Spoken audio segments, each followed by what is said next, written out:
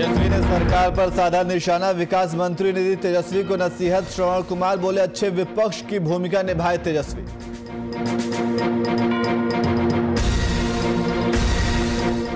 बिहार विधान परिषद के पूर्व सभापति का निधन के बाद पैतृक गांव पहुंचा पार्थिव शरीर। राजकीय सम्मान के साथ अंतिम विदाई।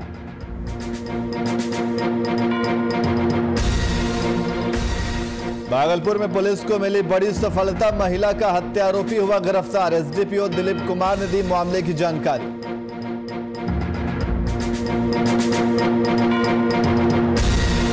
लोक आस्था का महापर्व चैत्र छठ का आगाज नहाए खाए के साथ शुरू हुआ पर्व। गंगा घाट पर मौजूद रहे सीमित श्रद्धालु।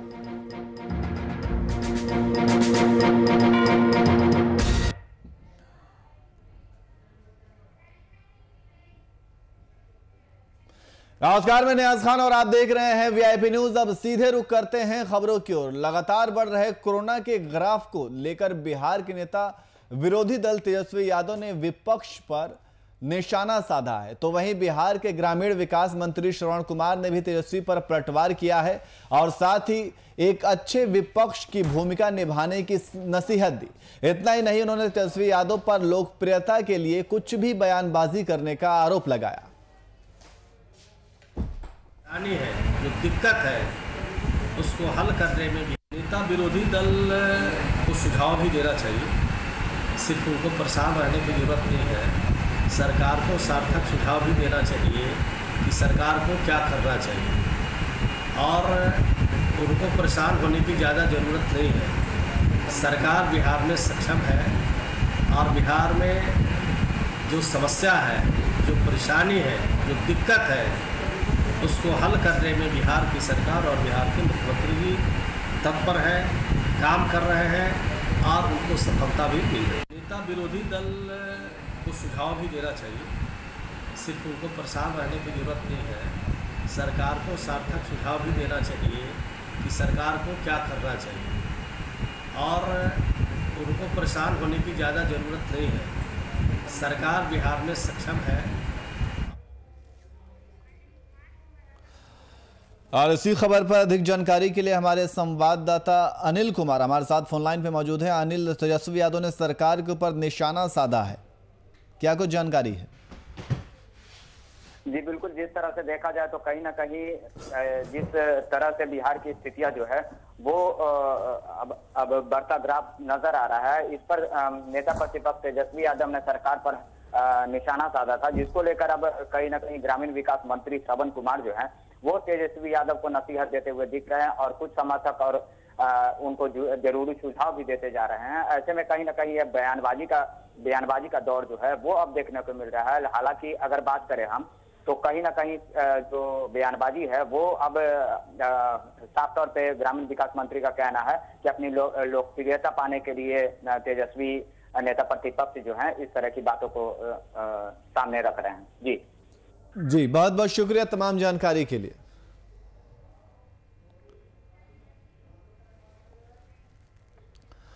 वहीं लोक आस्था का महापर्व छठ पूजा नहाए खाए के साथ शुरू हो गया। बिहार का सबसे महत्वपूर्ण पर्व इस बार कोरोना काल में सरकारी निर्देशों को ध्यान में रखते हुए संपन्न होगा। संक्रमण काल के इस लोक आस्था के महापर्व में राजधानी पटना के गंगा घाट पर सीमित लोगों की मौजूदगी देखिए।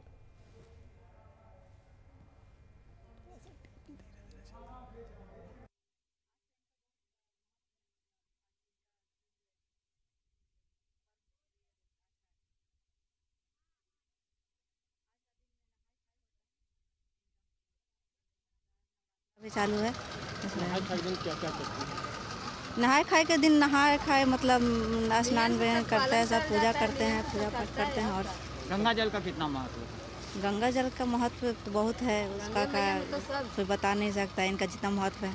अच्छा एक बात और बताइए, कोरोना का संकट है, कोरोना को तो जान रहे होंगे संक्रमण को। कोरोना कुछ नहीं है, सरकार बुड़बक बना रहा है जनता के। कोरोना का संक्रमण है तो आप पूजा पाठ जो है वो गंगा घाटों पर करेंगे या घर में ही करना पसंद करेंगे? नहीं सर, गंगा घाट पे ही करेंगे। चैती छठ का पहला नहा खा दिन है। आज लोग स्नान ध्यान करेंगे और अरबा का भोजन करेंगे और कल जो है कि खरना होगा। कल दिन भर उपवास करके शाम में सब लोग खीर बनाएंगे, तब अपना खरना व्रत तोड़ेंगे। और ये हमारे हिंदुओं का हिंदुस्तान में सबसे बड़ा चैती छठ महापर्व माना गया है, जिस पर से हम लोग की आस्था है और ईश्वर की आस्था पर हम लोग हिंदुस्तान के लोग टिके हुए हैं। ईश्वर ही सबकी रक्षा करने वाला है। इस महामारी में सब नेता लोग जो हैं अपने अपने जलसाही कर रहे हैं, अपने अपने जलसाही छेद रहे हैं। पब्लिक के व्यवस्था का उनका कोई सुविधा नहीं है। जिसको जिस विधि जाना होगा, जिसको जिस विधि मरना होगा वो मरेगा। जो ईश्वर पर सस्ता रहेगा उसको इस हिंदुस्तान में कुछ नहीं होगा। वहीं लातेहार जिले में हर्षोल्लास के साथ प्रकृति का पर्व सरहुल मनाया गया। इस दौरान बालूमाथ के पाहन धनराज गंजू के द्वारा विधिवत पूजा अर्चना की गई। पूजा कार्यक्रम में कोरोना संक्रमण को देखते हुए सरकार की गाइडलाइन को पालन करते हुए संपन्न हुआ।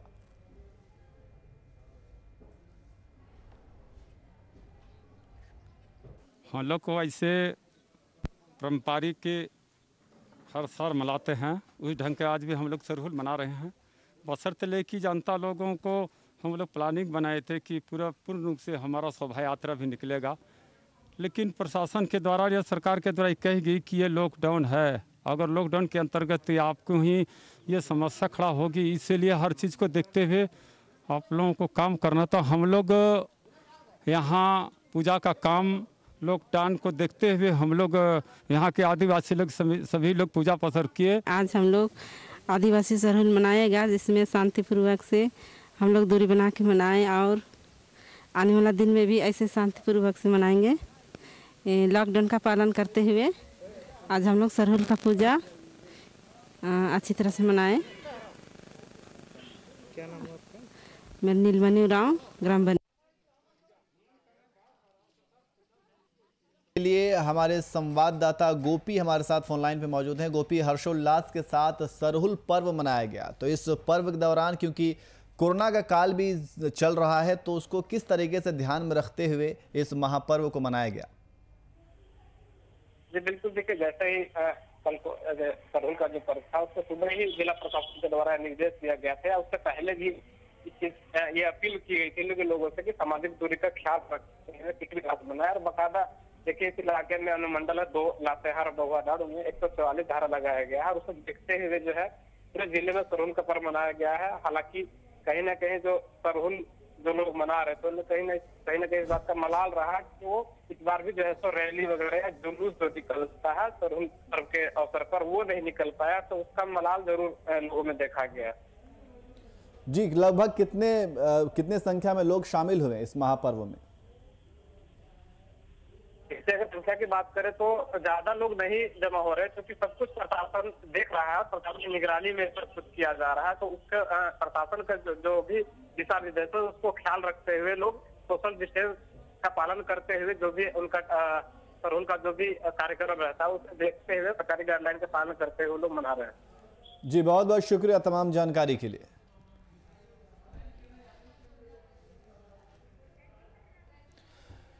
तो लातेहार जिले में हर्षोल्लास के साथ प्रकृति का पर्व सरहुल मनाया गया। इस दौरान बालूमाथ के पाहन धनराज गंजू के द्वारा विधिवत पूजा अर्चना की गई।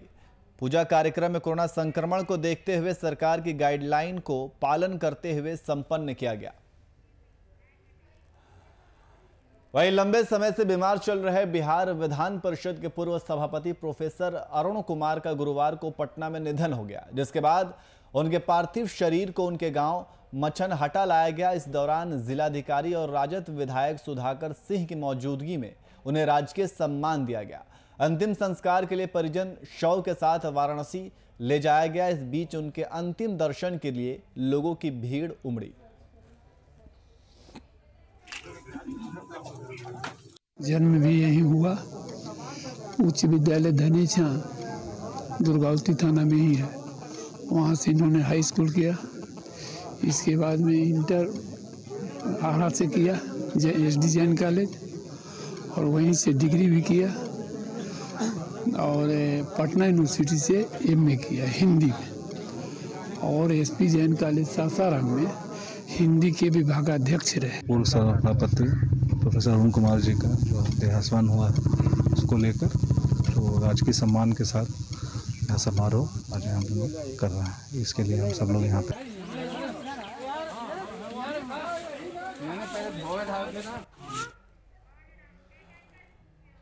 वहीं पटना के विद्युत शवदाह गृह में दाह मशीन खराब होने का मामला सामने आया है, जहां पर शव दाह के लिए लोगों को काफी इंतजार करना पड़ा। वहीं लोगों ने डीएम ने नगर निगम आयुक्त को पत्र लिख उसे मशीन को ठीक कराने की मांग की है। वहीं खराब पड़े बर्नर के ठीक हो जाने तक 3 अतिरिक्त शवदाह गृह को चालू कराने का आदेश दिया गया है। आपको बता दें कि शहर के गुलाबी और खालिचकला घाट के शवदाह गृह में बीते दिन कुछ खराबी हो गई थी, जिससे सिंगल शवदाह गृह पर शव दाह कराने के लिए लोगों को काफी इंतजार करना पड़ रहा था।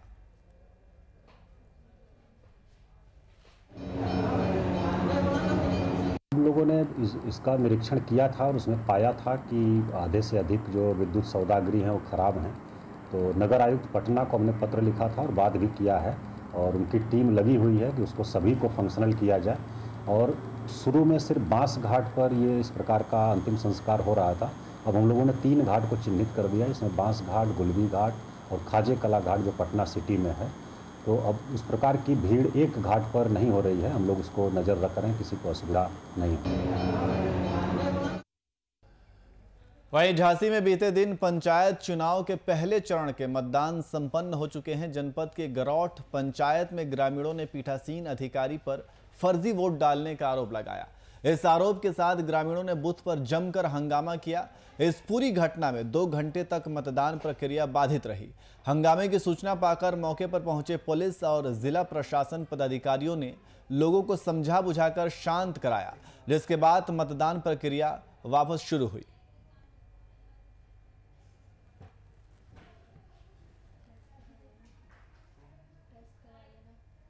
पीठासीन अधिकारी को पहला खाना पाना खिला के और पैसा दे के और उसमें फर्जी वाला वोट डलवाए गए। जब मान लो वोट घर पर बैठा है और यहाँ पर वोट डाल दी गई। वोटिंग पूर्ण नहीं हुई अभी वोटिंग पूर्ण नहीं हुई है। फर्जी वोट पकड़े गए, इसलिए बंद कर दी गई। आप लोग क्या चाहते हैं? हम लोग चुनाव निरस्त कराना चाहते हैं, चुनाव दोबारा कराएंगे।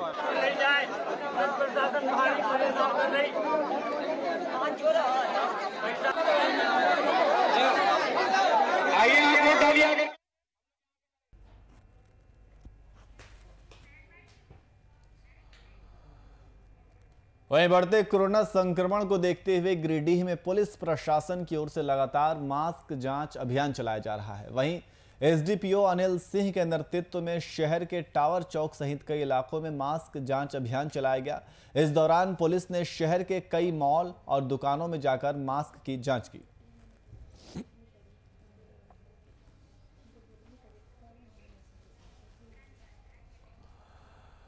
वहीं बलिया जिले के रसड़ा से विधायक और बसपा नेता लगातार कोरोना की रोकथाम के लिए सरकार की ओर से किए जा रहे प्रयासों में अपना समर्थन जताया। विधायक ने पत्रकार से बातचीत के दौरान कहा कि हम सरकार के हर फैसले में हमारा पूरा सहयोग है और साथ ही उन्होंने लोगों से सरकारी निर्देशों का पालन करने की भी अपील की।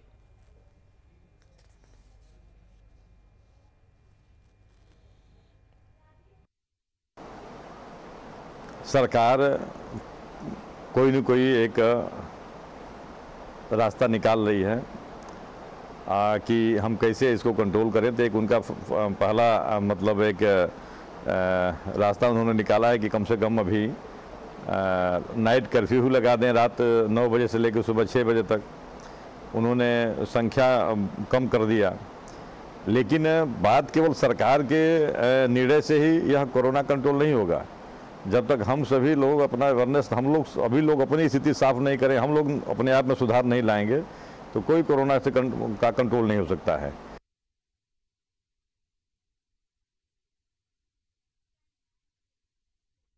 वही अगली खबर भागलपुर से है, जहां कदवा ओपी थाना क्षेत्र पुलिस को बड़ी सफलता हाथ लगी है। आपको बता दें कि महिला की हत्या के मामले में पुलिस ने 4 आरोपियों को गिरफ्तार किया है और चारों के खिलाफ पुलिस ने कई सबूत भी बरामद किए हैं। इस मामले में एसडीपीओ दिलीप कुमार ने प्रेस वार्ता आयोजित कर पूरे घटना की जानकारी दी।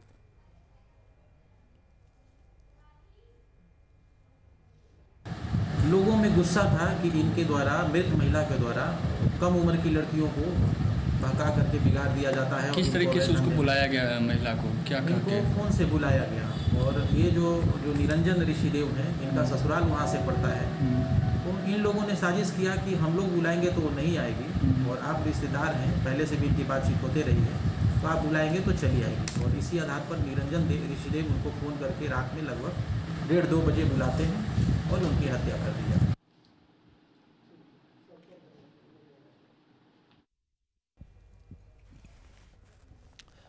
तो आपको बता दें कि कदवा ओपी थाना क्षेत्र पुलिस को एक बड़ी सफलता हाथ लगी है।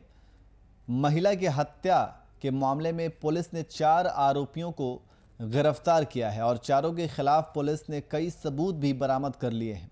इस मामले में एसडीपीओ दिलीप कुमार ने प्रेस वार्ता आयोजित कर इस पूरे घटना की जानकारी दी है। तो कदवा ओपी थाना पुलिस को एक बड़ी सफलता हाथ लगी है। महिला की हत्या के आरोपियों को गिरफ्तार किया गया है। पुलिस को आरोपियों के खिलाफ कई सबूत भी मिले हैं। एसडीपीओ दिलीप कुमार ने इस पूरे घटना की जानकारी प्रेस कॉन्फ्रेंस करके दी है। आप तस्वीरों में देख सकते हैं कि एसडीओपीओ दिलीप कुमार प्रेस कॉन्फ्रेंस कर इस पूरे घटना की जानकारी दे रहे हैं। और इसी खबर पर अधिक जानकारी के लिए हमारे संवाददाता राजीव पांडे हमारे साथ फोन लाइन पे मौजूद हैं। राजीव, महिला की हत्या के आरोपियों को गिरफ्तार किया गया है। जी, इसमें जो है ये महिला अवैध काम करती थी, बच्चियों को बहला फुसला कर उसके बाद मार्केट में भेजा करती थी, जिससे गुस्सा कर ग्रामीण लोग जो है वो परेशान होके और इन महिलाओं की हत्या जो है करके जी, उसके बाद ये लोग कहीं भाग खड़े हुए थे, जिससे जैसे ही पता चला उस महिला के हत्यारे ये लोग हैं, तो उसके बाद पुलिस ने इन सभी लोगों को गिरफ्तार किया है। जी, किन धाराओं के तहत मुकदमा दर्ज किया गया है? मुकदमा तो एक्चुअली जो हत्या का ये आरोप है, हत्या का धारा लगता है, वही धारा लगा था उन लोगों पर, हत्यारों के ऊपर, लेकिन ये महिला भी दोषी थी, अपराधी थी, और जिसके चलते कि आक्रोश में आके इन लोगों ने इस घटना को अंजाम दिया था। हालांकि अपराध तो कोई भी हो, जो भी अपराध करेंगे, जो हत्या करेंगे, तो उसमें 302 का ही मुकदमा लगेगा, धारा लगेगा, और 302 के धारा के अंतर्गत ही जो है इन अपराधियों को पकड़ा गया है। जी, बहुत बहुत शुक्रिया तमाम जानकारी के लिए।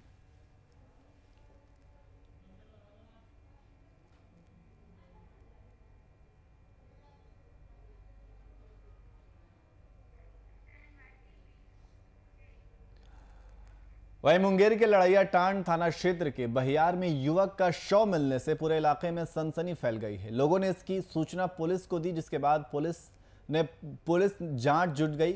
मृतक की पहचान पुरुषोत्तम सिंह जो मोहनपुर का रहने वाला है, फिलहाल ट्रैक्टर से गिरकर मौत होने की आशंका बताई जा रही है। संदिग्ध परिस्थितियों में शव मिलने से पुलिस जांच पड़ताल में जुटी है।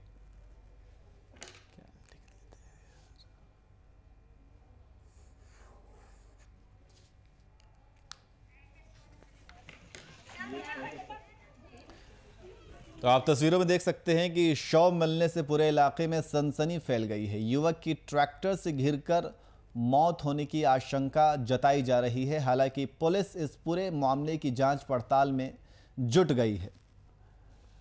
तो ये पूरा मामला मुंगेर के लड़ैयाटांड थाना क्षेत्र के बहियार का है, जहां युवक का शव मिलने से पूरे इलाके में सनसनी फैल गई है। लोगों ने इसकी सूचना पुलिस को दी और पुलिस मौके पर पहुंची और मामले की जांच पड़ताल में जुट गई है। हालांकि ये बताया जा रहा है कि युवक की ट्रैक्टर से गिरकर मौत हुई है, ऐसा आशंका जताया जा रहा है। लेकिन फिलहाल पुलिस इस पूरे मामले की जांच पड़ताल कर रही है और पुलिस की जांच पड़ताल के बाद ही क्लियर हो पाएगा कि मौत कैसे हुई है। वहीं अगली खबर सोनभद्र जनपद से है, जहां शॉर्ट सर्किट से एक घर में आग लगने से हड़कंप मच गया। घटना पिपरी थाना क्षेत्र की है, जहां आग की चपेट में आकर घर में रखा सामान जलकर खाक हो गया। वहीं सूचना पर पहुंची फायर ब्रिगेड की टीम ने कड़ी मशक्कत के बाद आग पर काबू पाया।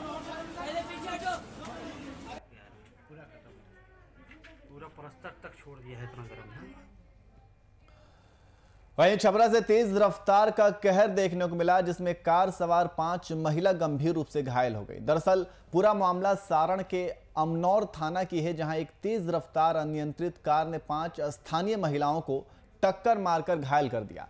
घायल महिलाओं में 2 की हालत गंभीर बताई जा रही है। वहीं कार का ड्राइवर मौके से फरार हो गया।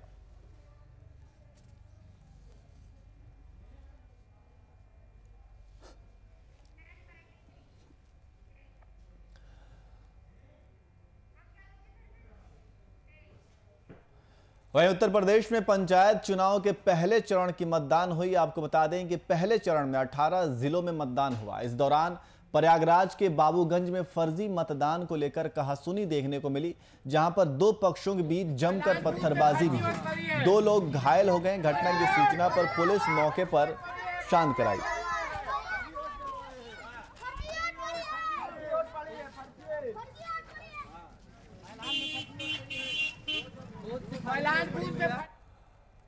वहीं कोरोना का संक्रमण लगातार बढ़ता जा रहा है। वहीं शाहजहांपुर में कोरोना संक्रमण में हो रही बढ़ोतरी को देखते हुए जिला प्रशासन ने नाइट कर्फ्यू लगा दिया है।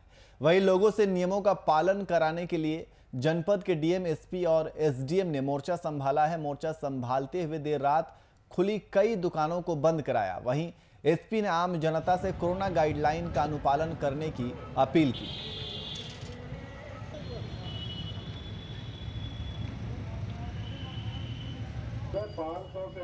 संक्रमित हैं वर्तमान में, तो एक ये पॉलिसी मैटर था कि जहां भी 500 हो जाए वहां रात्रि की निषेधाज्ञा लागू कर दी जाए, सो दैट अनावश्यक रूप से आदमी अपने घरों से बाहर ना निकले। साथ साथ में अभी यहाँ पंचायत के चुनाव भी होने हैं, इस लिहाज से भी ये ज़रूरी है कि गांव में ही, शहर में तो है ही है, गांव में भी लोग इसका पालन करें, घरों से बाहर कम निकलें, बहुत ज़रूरी काम हो तभी निकलें। रात 9 बजे से अनावश्यक आवागमन और दुकानों का खुलना बंद। वहीं भागलपुर में लगातार कोरोना का संक्रमण बढ़ता जा रहा है। वहीं लोगों की लापरवाही के चलते डीएम और एसएसपी को सड़क पर उतरकर पदाधिकारियों ने बीते दिन शहरी और ग्रामीण इलाके के कंटेनमेंट जोन में अपने दल बल के साथ पहुंचे और साथ ही व्यवस्थाओं का जायजा लिया। इस दौरान नगर निगम के अधिकारी भी मौके पर मौजूद रहे।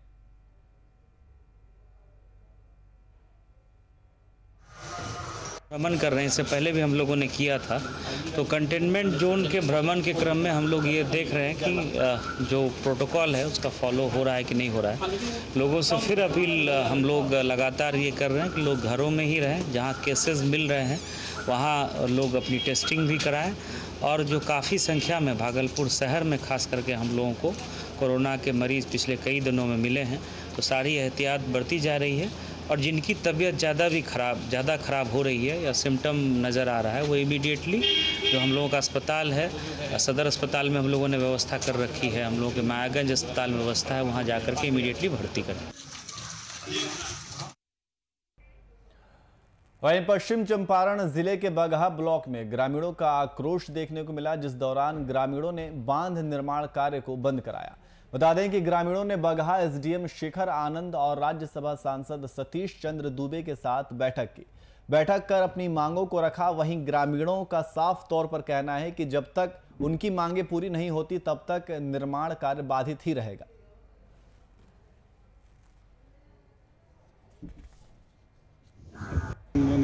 उसका प्रपोजल भेजा गया है, हम लोग प्रयास करेंगे अगले साल के लिए प्रोजेक्ट पास होकर अब काम भी शुरू हो जाए। अभी क्या निर्णय लिया गया सर? अभी तो निर्णय यही हुआ है कि कुछ पब्लिक का डिमांड, कुछ सरकार की तरफ से समझौता करके और काम को शुरू कराना है। जो जो इन लोगों की आवश्यकताएं की चीज़ें थी सबको माना गया और सबको काम करवाने की व्यवस्था।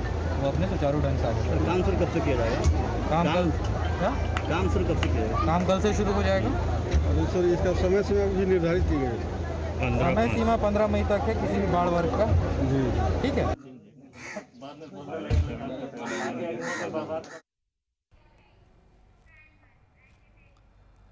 वहीं सहरसा जिले में तेज रफ्तार का कहर देखने को मिला, जिससे 1 दर्जन से अधिक ऑटो सवार महिलाएं घायल हो गई। वहीं घायल महिलाओं को अस्पताल में भर्ती कराया गया। घटना जिले के बिहरा थाना क्षेत्र का है, जहां बीते रात ऑटो और मोटरसाइकिल में जबरदस्त टक्कर हो गई। टक्कर इतनी भयावह थी कि ऑटो पलट गई। वहीं दुर्घटना के बाद ऑटो चालक मौके से फरार है। कोरोना संक्रमण के खतरे की वजह से घायलों का संपूर्ण इलाज नहीं हो सका। इसके बाद इलाज के लिए घायलों को निजी अस्पताल में भर्ती करना पड़ा।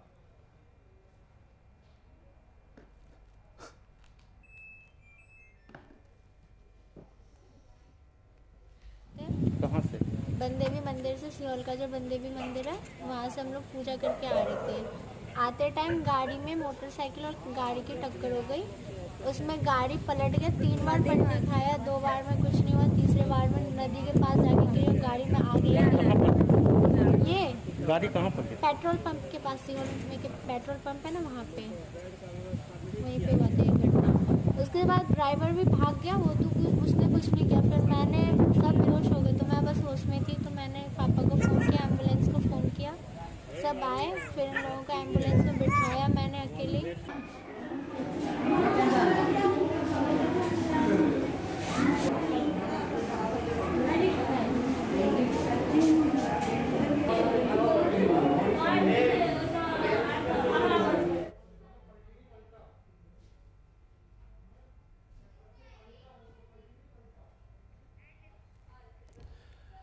तो आप तस्वीरों में देख सकते हैं कि किस तरीके से तेज रफ्तार का कहर देखने को मिला है। ऑटो और बाइक में जबरदस्त टक्कर हुई और टक्कर से ऑटो पलट गए।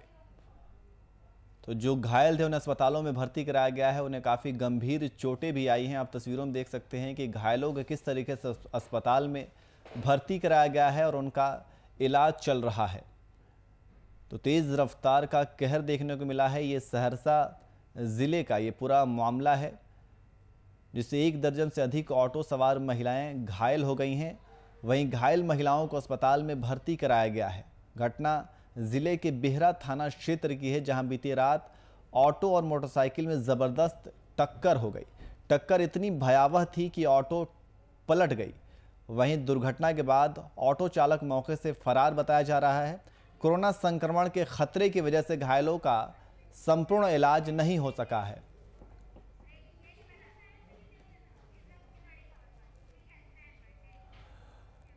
और इस बीच एक बड़ी खबर आ रही है। आपको बता दें कि इस बीच एक बड़ी खबर लखनऊ से, जहां कोरोना के बढ़ते संक्रमण को लेकर सीएम योगी का बड़ा फैसला देखने को मिला है। लखनऊ से इस वक्त की बड़ी खबर आपको बता रहे हैं, जहां रविवार के दिन संपूर्ण लॉकडाउन लगाने का सीएम योगी के द्वारा फैसला लिया गया है। तो जिस तरीके से कोरोना के मामले लगातार बढ़ते जा रहे हैं, उसको देखते हुए सीएम योगी ने फैसला लिया है, जरूरी कामकाज के लिए केवल मिलेगी छुट्टी। तो लखनऊ से इस वक्त की बड़ी खबर आपको बता रहे हैं। और इसी खबर पर अधिक जानकारी के लिए हमारे संवाददाता सागर मिश्रा हमारे साथ फोन लाइन पे मौजूद है। सागर, कोरोना के बढ़ते संक्रमण को देखते हुए फैसला लिया गया है, जिसमें रविवार के दिन पूरे लॉकडाउन का ऐलान किया गया है। बिल्कुल नहीं, आज देखिए सीएम योगी ने जिस तरह से लगातार बड़े बड़े फैसले लिए। सबसे पहले उन्होंने फैसला लिया था कि शनिवार रविवार के दिन रात 10 बजे से कर्फ्यू रहेगी। फिर उसके बाद पूरे हफ्ते के लिए हो गया, मतलब कि अभी तक जब तक कोरोना का संक्रमण रहेगा। फिर उसके बाद कल से ये अवधि और बढ़ा दी गई, रात 8 बजे से सुबह 7 बजे तक ये कर्फ्यू का ऐलान किया गया। लेकिन उसके बाद आज के दिन सीएम योगी ने बड़ा फैसला लिया है बढ़ते कोरोना के संक्रमण को लेकर, मतलब कि रविवार के दिन संपूर्ण लॉकडाउन रहेगा। केवल जरूरी कामकाज के लिए लोगों को छूट मिलेगी। और ऐसा इसलिए क्योंकि 22,300 से अधिक मामले सामने आए पिछले 24 घंटों में, और ये आंकड़े लगातार बढ़ते चले जा रहे हैं। पिछले 10 दिनों का रिकॉर्ड उठाकर देखे दुनिया। और सीएम योगी ने खुद को भी आइसोलेट किया। उन्होंने लगातार अपील किया कि जो लोग 45 साल से अधिक उम्र के हैं वो लोग वैक्सीन लें। अन्य जो वैक्सीन है, जो विदेशी वैक्सीन है, उस पर भी लगातार चर्चाएं की जा रही हैं। और बढ़ता ये लगातार कोरोना का संक्रमण बहुत ही खौफनाक हो गया है। 12 ऐसे राज्य हैं जहां पर ऑक्सीजन की कमी देखी जा रही है। मध्य प्रदेश हो या फिर महाराष्ट्र हो, तमाम ऐसे राज्य हैं जहां पर लॉकडाउन जैसे बड़े फैसले लिए जा चुके हैं। और उसके बाद अब यूपी भी उसी कतार में शामिल हो गया है। दिल्ली में आपने देखा जिस तरह से शनिवार के दिन लॉकडाउन रहेगा, कर्फ्यू रहेगा पूरा। जी सागर, बहुत बहुत शुक्रिया, बहुत बहुत शुक्रिया तमाम जानकारी के लिए। फिलहाल बुलेटिन में इतना ही। देश और दुनिया के तमाम खबरों के लिए देखते रहिए VIP न्यूज़। नमस्कार।